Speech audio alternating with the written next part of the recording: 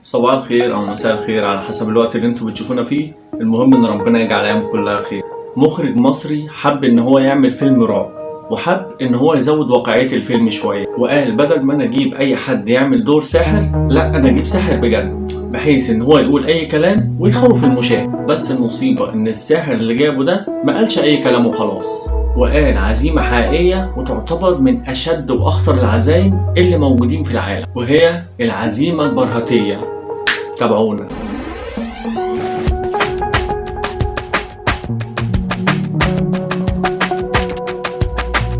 المخرج ياسين إسماعيل ياسين قرر إن هو يعمل فيلم رعب، وكان من بداية أفلام الرعب المصرية. الفيلم كان إخراج سنة 1988، وكان بطولة الفنان عزت العلايلي والفنانة إيمان، وكمان الفنانة الراحلة رجاء الجداوي. الفيلم كان بيحكي عن قصة إن في دكتور بنته ماتت بسبب حادثة عربية، والدكتور ده فضل يأنب نفسه وضميره بيوجعه، وفضل يقول أنا السبب وإن هي ماتت بسبب إهماله. المهم الدكتور ده راح أجر فيلا وساب بيته عشان ينسى الذكريات اللي بتألمه وصورة بنته اللي ما بتفرقوش في كل مكان في البيت.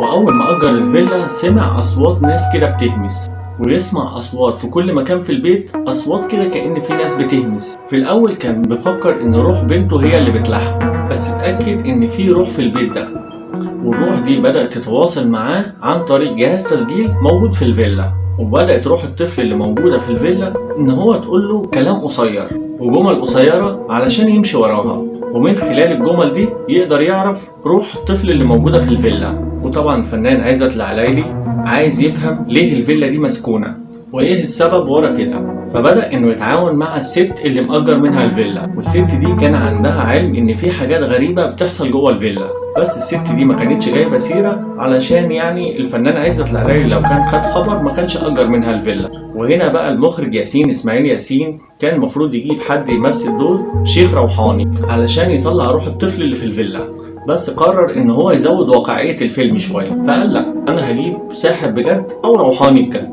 علشان واقعية الفيلم تزيد شوية. وطبعا المخرج ياسين إسماعيل ياسين المفروض ان هيجي مشهد باين فيه واحد روحاني علشان يطلع بيه روح الطفل اللي موجودة في الفيلا. والساحر اللي استعان بيه المخرج ياسين إسماعيل ياسين كان في الوقت ده مشهور ساعتها في الوسط الفني، كل الفنانين عارفينه ولاعيبي كورة كتير كانوا عارفينه، وعلاقاته العامة كانت كبيرة جدا، واسمه ساعتها كان بيتردد على ألسنة ناس كتيرة جدا من كتر التوقعات اللي كان بيتوقعها، وكانت بتصيب على الملأ كده قدام الناس كلها، وناس تقيلة جدا في البلد كانت بتلجأ له عشان موضوع السحر ده. طبعا المخرج جابه واتفق معاه انه يقول تعويذة من خياله كده ما تكونش حقيقية، يعني عشان يزود واقعية الفيلم شوية وعلشان الناس لما تشوفه يتشوقوا اكتر.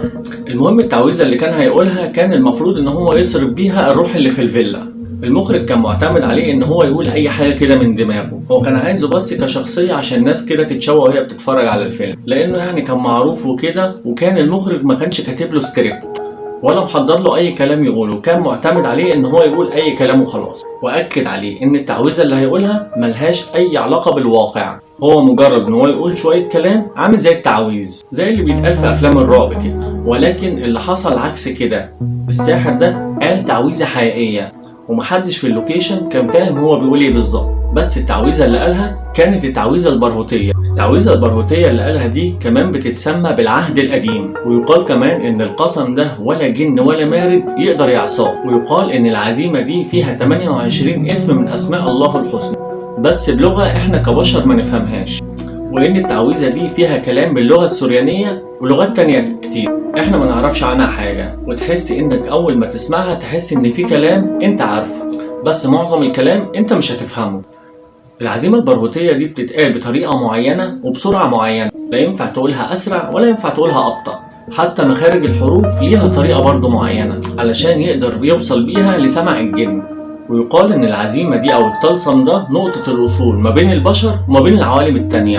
العزيمة البرهوتية دي أنت مهما اتدربت عليها وأتقنتها برضو مش هتقدر تنطقها صح، وبيتقال إن في ناس حصلت لهم كوارث وفي ناس حصلت لها لعنات معينة بسبب بس ان هم سمعوا العزيمة البرهوتية، وان بس عدد الاشخاص اللي هم يعرفوا ينطقوها 10 اشخاص في العالم كله، والساحر اللي جابه المخرج واحد من ال10 دول. وبيتقال كمان ان اي حد بيحاول يستخدم العزيمة البرهوتية ونطقها غلط تحصل معاه مشاكل وكوارث كتيرة. المهم بقى المصور اللي كان بيصور المشهد اثناء العزيمة دي قال انا شفت خيال او طيف لحاجة بتتحرك جوه اللوكيشن، وقال كمان ان هو شاف ناس كتيرة جدا جوه اللوكيشن هو ما يعرفش هم مين. المصيبة بقى ان هم بعد ما خلصوا التصوير وهم بيراجعوا المشاهد لقوا مشاهد كتيرة محذوفة كأنهم ما صوروهاش، وفي مشاهد تانية الصورة فيها مشوشة جدا وكأن بالظبط الكاميرا باظت اثناء التصوير.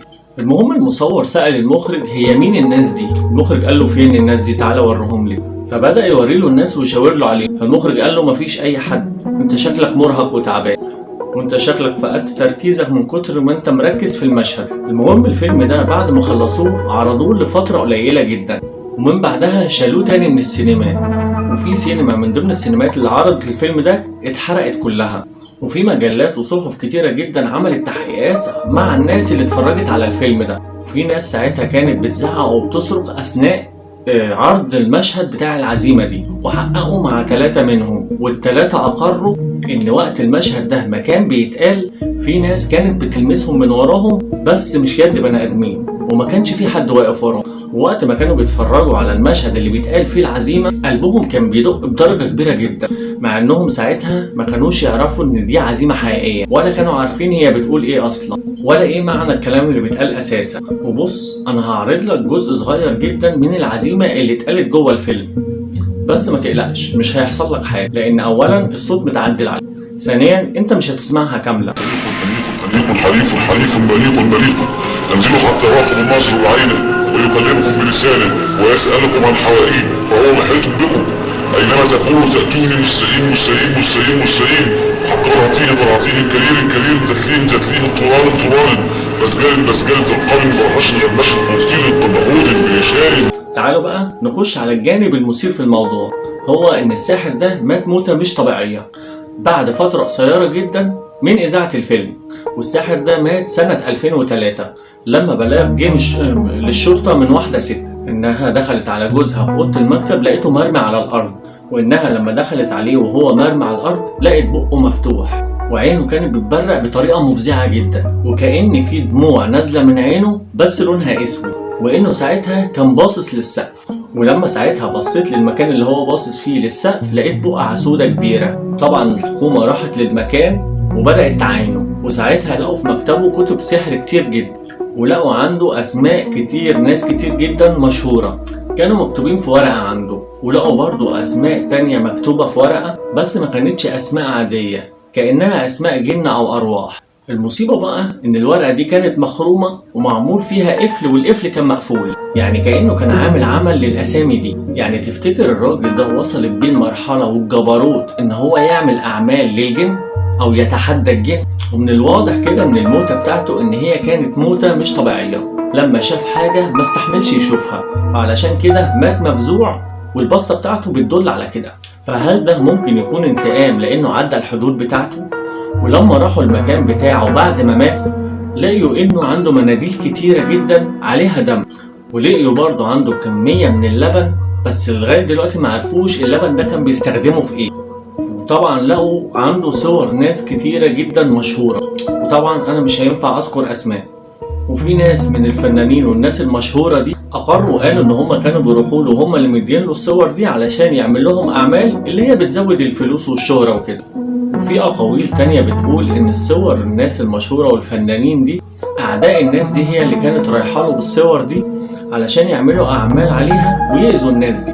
الصور اللي لقيوها عنده في المكتب كان عليها رموز وأشياء وحروف كده غريبة، تحس إن هي حروف بالمقلوب ما تفهمش منها أي حاجة.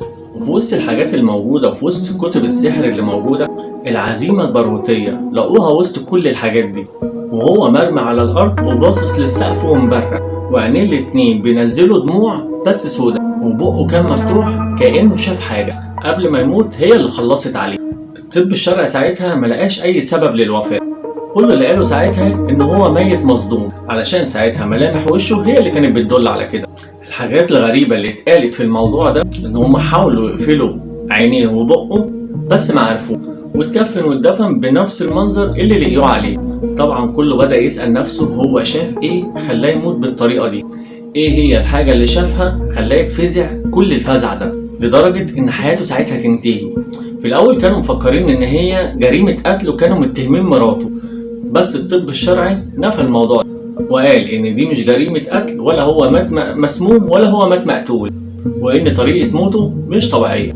وشقة الراجل ده كفيلة ان هي يتعمل عليها سيناريو لفيلم رعب من بعد الحاجات اللي شافوها جوه. الحكومة بعد ما فتحت الأجندة اللي متسجل فيها أرقام التليفونات بتاعة الساحر ده، لقوا إن متسجل في الأجندة دي أسماء ناس كبيرة جدا في البلد، ولاعيبة كورة وفنانين وناس مشهورة جدا. الراجل ده سافر دول كتيرة جدا وكان بيتكلم عن كل الحاجات اللي بتتكلم عن الفلك، لدرجة إن في ناس كتيرة بدأت تؤمن بالكلام اللي هو كان بيقوله. وقضية الساحر ده تم التحفظ عليها، ولحد اللحظة اللي احنا فيها دي يعتبر موت الساحر ده لغز ما اتحلش لغاية النهاردة. وفي مواقع وصحف كتير نشرت قصة الساحر ده. بس ايا كان كل الكلام اللي اتقال ده صح او غلط، انا مجرد حكيت لك الكلام اللي بيتقال. الفيلم اللي هو عمله واللي اتذكر فيه التعويذة اللي بقولك عليها موجود لغاية دلوقتي، بس في الاخر خلينا متفقين ان السحر موجود. وفي النهاية طبعا أحب أشوف رأيك في كومنت، سواء مؤيد أو معارض. مجرد تعليق تفاعلك شرف ودعم ليا. سلام. مبسوط معاكم واتمنى طبعا دعمكم، وما تنسوش تتابعونا على صفحتنا على الفيسبوك وعلى الانستجرام، والسبسكرايب الجميل واللايك والشير والتعليقات اللي هرد عليها طبعا بنفسي، واللي ما فعلش الجرس يفعل الجرس عشان لو في جديد يوصله كل جديد. شكرا.